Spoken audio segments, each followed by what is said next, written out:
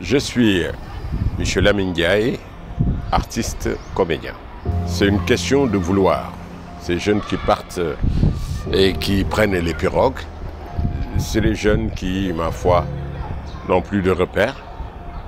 Et puis nous avons même perdu, si j'ose dire, des valeurs. Quand c'est ce qui sont partis, les premiers sont revenus avec des euros.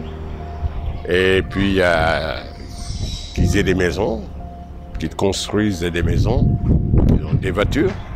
Et aussi on leur donne une certaine importance. C'est un peu tentant pour eux. Mais la vie ne se résume pas sur le fait d'avoir beaucoup d'argent. L'Europe n'est pas facile du tout. Moi, j'en ai fait plusieurs fois. Mais je sais que le travail qui m'a amené là-bas, si ce n'était pas ma profession, je ne serais jamais parti. Ils partent en Europe en pensant que c'est l'Eldorado. Et ils pensent qu'aussitôt, ils vont venir travailler et gagner des euros. Ils ne savent pas les difficultés qui sont en Europe. Je dis que la vie ne se résume pas sur le fait de gagner beaucoup d'argent. La vie aussi ne se résume pas sur le fait de partir coûte que coûte en Europe. La vie, c'est autre chose que partir en Europe, c'est autre chose que gagner de l'argent. Et vous connaissez la mer mieux que moi. Et puis c'est pas facile. Et les pirogues, il n'y a même pas de sécurité. À quoi bon? Quand tu dois partir, pars avec un métier. Parce que l'Europe sans métier, mais tu n'es rien du tout. Tout simplement parce qu'on dira derrière toi, tel personnage, tel type, Michel Lamine est parti. Où ça en Europe? Ah, il va gagner beaucoup d'argent. Non, il n'y a aucune évidence. Je me dis quelque part, c'est à la limite même des suicides. Le premier voyage que mon fils a effectué au niveau de la Hollande, mon fils est revenu me dire: papa, je sais pourquoi tu ne voulais pas que nous partions en Europe.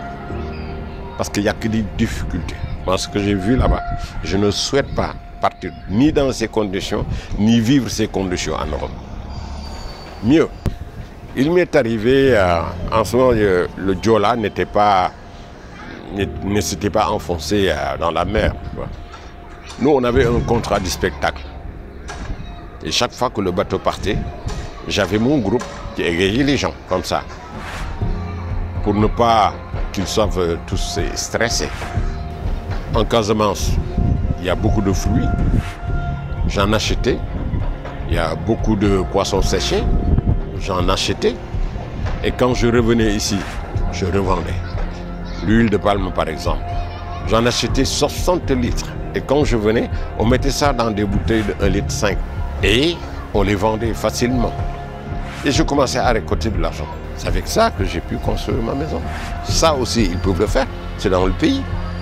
Ils veulent une chance, mais ils auront leur chance. Mais dans leur pays, tu meurs avec ton espoir. Tu meurs avec, même avec ta famille, si j'ose dire. Parce que tu es leur espoir. Il faut être vraiment concret dans ses idées. Le million que je vais prendre pour prendre un billet, la pirogue, tu payes pour ton décès. Tu payes pour ton suicide. Hein? Mais comment est-ce possible? Alors qu'on a toute une vie. Ces gens qui sont partis et qui sont morts en mer ne sont pas morts naturellement.